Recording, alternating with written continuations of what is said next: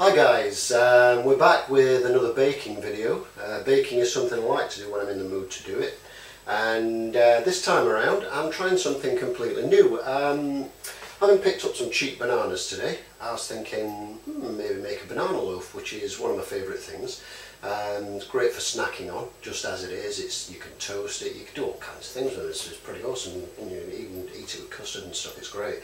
But having looked through banana recipes, and I found a recipe for a chocolate banana cake. Now, you know, banana and chocolate is almost as awesome as bacon and chocolate, let's face it, so it's got to be good. So what we're going to do is go ahead and mix up the ingredients for this cake, and I'll come back once the ingredients are all together, walk you through what we've put in there. And it's quite a straightforward recipe, this one, because you've got a batch of dry ingredients and a batch of wet ingredients. You basically mix up the dry and the wet in two separate containers, dump one into the other, give it a good mix, and then bang it into a pan and stick it in the oven. So it sounds pretty straightforward, so I'll get on with that. I'll be back in a moment.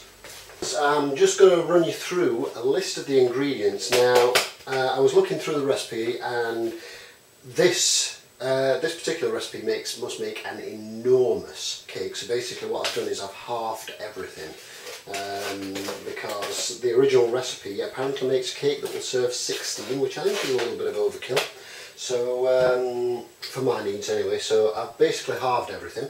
So if you'll excuse me while I just read you the ingredients from here, because as I say, this is a new recipe for me. So on the dry side we've got 200 grams of white sugar, caster sugar. We've got 120 grams of self-raising flour. We've got about 40 grams of cocoa. It says here unsweetened cocoa powder, regular or Dutch processed. I have no idea what Dutch processed is, but hey, cocoa powder. It says a teaspoon and a half of baking powder and a teaspoon and a half of baking soda.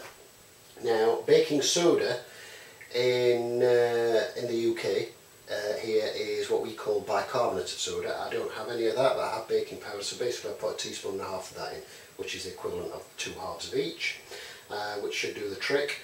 Half a teaspoon of salt. That's the dry ingredients. You basically throw them all into one pot, give them a good stir up. So it can look something like that, like a chocolatey, powdery,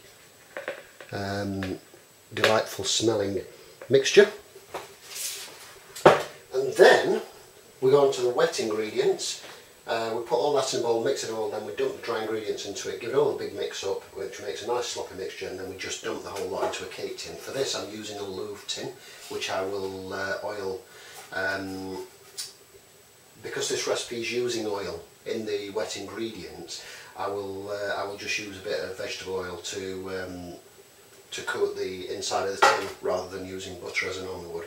But on the wet side of the ingredients we have 1 large egg. Bear in mind all this is halved, so if you want to make a large one you just double up on everything.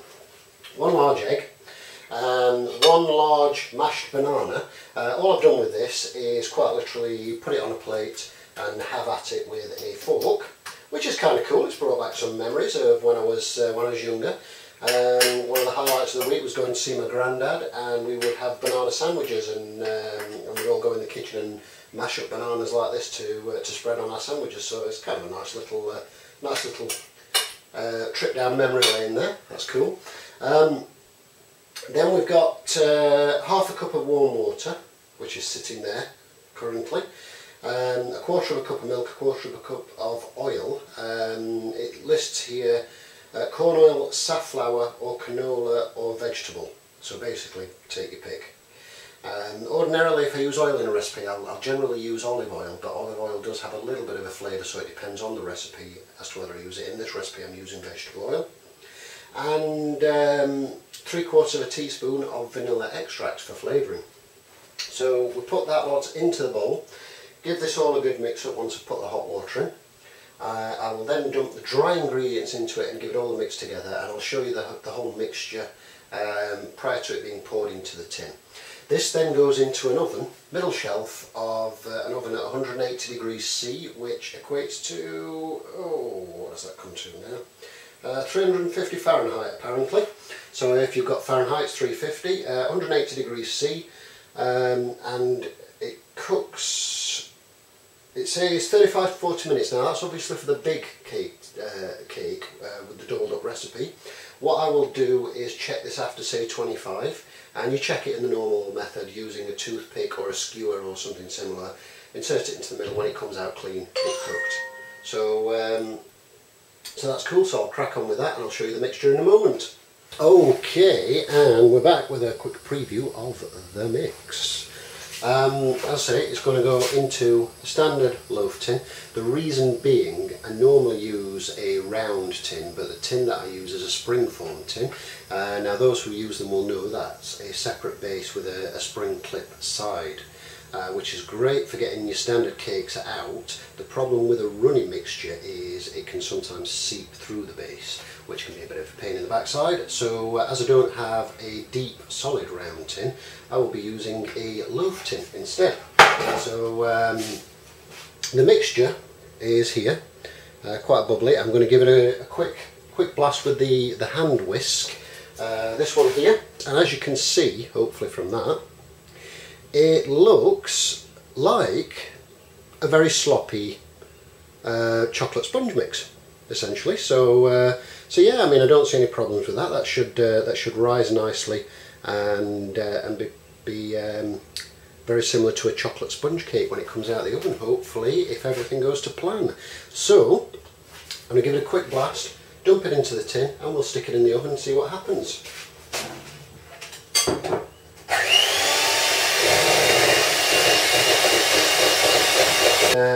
Without further ceremony, I shall gracefully decant it into the tin. And there's the mix, swimming about in the tin. In the oven it goes. That's grand. We're back, cake's out of the oven, and now it's sunk just a little bit, but it's risen really well, and that looks just superbly moist in the middle there. That looks fantastic. I can't wait till this cools down a bit so I can chop a chunk off and try it out. So that's the cake, and done the whole skewer knife. What I usually just use a thin bladed knife like that one there. Right the way through, and that's come out with a little bit at the bottom there, but as clean as you can hope for. That's actually been baking for about 40 minutes, so it's actually been in for as long as the full size recipe specifies, and it's probably normally baked in a tin about twice the size of that, but with maybe about the same depth, which would kind of explain the equal baking times. But that said, I have found in the past that this oven tends to take sort of about 5 to 10 minutes on average longer at the specified times than recipes tend to suggest. So it could just be my oven, but yeah, that's looking pretty good. Once that's cooled, I shall turn that out onto a rack to cool down a bit, and then I'll be hacking a slice off and giving it a taste test, but it's looking good.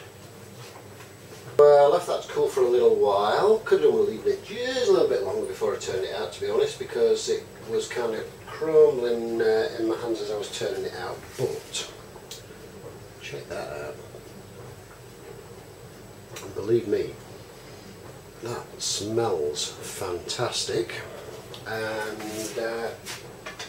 just moving on to the taste test, I've just cut myself a slab in here, and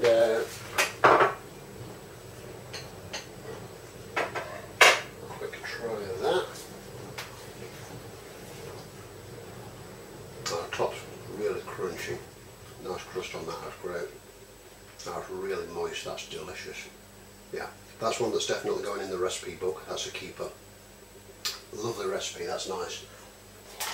Hot chocolate cake and double cream. Right.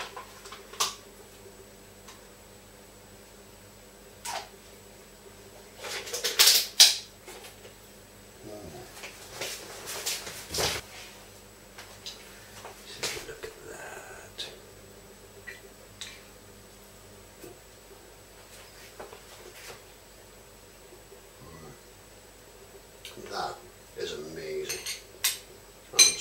impressed with that. And for a first attempt at this, yeah, seriously impressed.